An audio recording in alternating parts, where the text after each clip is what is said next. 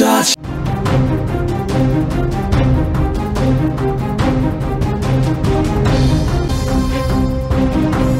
ఆంధ్రప్రదేశ్లో సంచలనం సృష్టించినటువంటి గండికోట ఇంటర్ విద్యార్థిని హత్య కేసు ఇప్పుడు కీలక దశకు చేరుకుంది. ఈ ఘటన జరిగి 85 రోజులు దాటినా కూడా ఈ దారుణం వెనుకున్నటువంటి నిందితులు ఎవరు చేశారు, ఎందుకు చేశారు, ఇప్పటికీ కూడా ఒక పెద్ద మిస్టరీగానే మిగిలిపోయింది. దీంతో పోలీసులు ఈ కేసులో సాంకేతిక చివరి అస్త్రంగా ఉపయోగించేందుకు నిర్ణయించారు. ఇందులో భాగంగానే అనుమానితులకు పాలిగ్రాఫ్ పరీక్ష నిర్వహించడానికి ఏర్పాట్లు పూర్తి చేశారు. జూలై 14న కడప జిల్లాలోని చారిత్రక ప్రాంతం గండికోట పరిసరాలలో ఇంటర్ చదువుతున్నటువంటి యువతి దారుణ హత్యకు గురైన విషయం 2 తెలుగు రాష్ట్రాలలో సంచలనంగా మారింది. ఈ ఘటన అప్పుడు తీవ్ర కలకలం రేపింది. పోలీసులు అన్ని కోణాలలో దర్యాప్తు కూడా చేస్తున్నారు. ఈ మిస్టరీ ఛేదించేందుకు పోలీసులు ఆధునిక సాంకేతికతపైన దృష్టి సారించారు. ఈ హత్య కేసుకు సంబంధించి పోలీసులు పలువురిని అనుమానించారు. ఈ క్రమంలోనే ఆగస్టు 26న అనుమానితులను జమ్మలమడుగు కోర్టులో హాజరుపరిచారు. అక్కడ పాలిగ్రాఫ్ పరీక్ష నిర్వహణకు కోర్టు అనుమతిచ్చింది. సో కోర్టు అనుమతి కోరారు. మృతురాలి కుటుంబ సభ్యులు ఇద్దరితో పాటు ఆమె స్నేహితుడు కూడా ఈ పరీక్షకు హాజరయ్యేందుకు జడ్జి ఎదుట అంగీకారం తెలిపారు. కోర్టు ఆదేశాల మేరకు ఆ 3 అనుమానితులను పోలీసులు నిన్న సోమవారం రోజున విజయవాడకు తీసుకువెళ్లారు. వారికి పరీక్ష నిర్వహించడానికి ముందుగా ఆరోగ్య పరీక్షలు కూడా పూర్తి చేశారు. ఈ నెల 9, 10వ తేదీలలో 3కి పాలిగ్రాఫ్ టెస్టులు చేయనున్నారు. ప్రస్తుతం ఈ కేసు గురించి మరిన్ని వివరాలు అందించేందుకు మా ప్రతినిధి సుదర్శన్ అందుబాటులో ఉన్నారు కడప నుంచి. సుదర్శన్, సో కడప గండికోట అంశం ఇప్పటికొక మిస్టరీగానే మారింది. కేసులో ఎంతవరకు వచ్చింది అప్డేట్, దర్యాప్తు ఎలా కొనసాగుతుంది? గండికోటలో హత్యకు గురైనటువంటి వైష్ణవిని చంపింది ఎవరు అనే విషయాన్ని ఛేదించడంలో పోలీసులు పూర్తిగా విఫలమయ్యారు అన్న ఒక అపవాదను వాళ్ళు ఇప్పటికీ కూడా ఎదుర్కొంటూ ఉన్నారు. ఎందుకంటే మీరన్నట్టుగా 4 నెలలు కావస్తున్నప్పటికీ ఇప్పటికీ ఎలాంటి పురోగతి ఈ కేసులో కనిపించలేదు. ఒకరోజు వాళ్ళు ఒకరోజు వేలాది మందిని విచారించారు.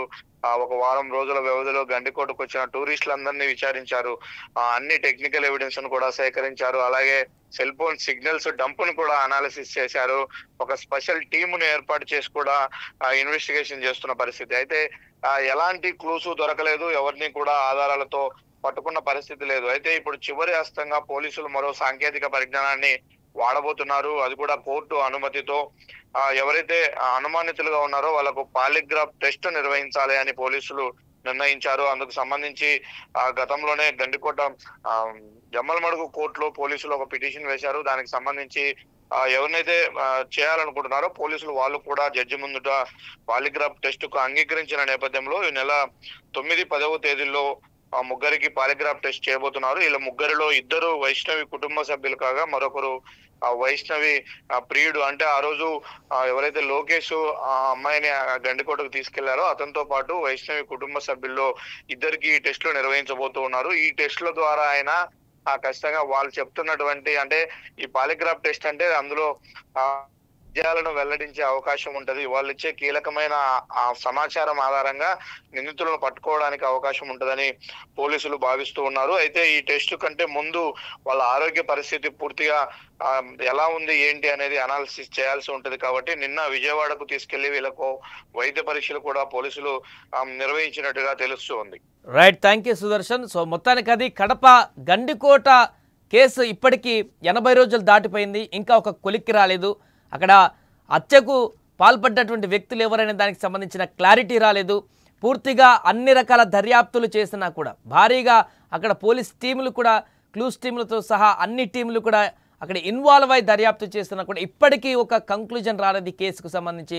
దీంతో కొంత విమర్శలు కూడా వ్యక్తమయ్యాయి అక్కడ.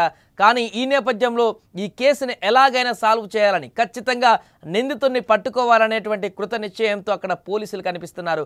ఈ నేపథ్యంలోనే తాజాగా మరొకసారి పాలిగ్రాఫ్ టెస్టులు చేసేందుకైతే సిద్ధమయ్యారు.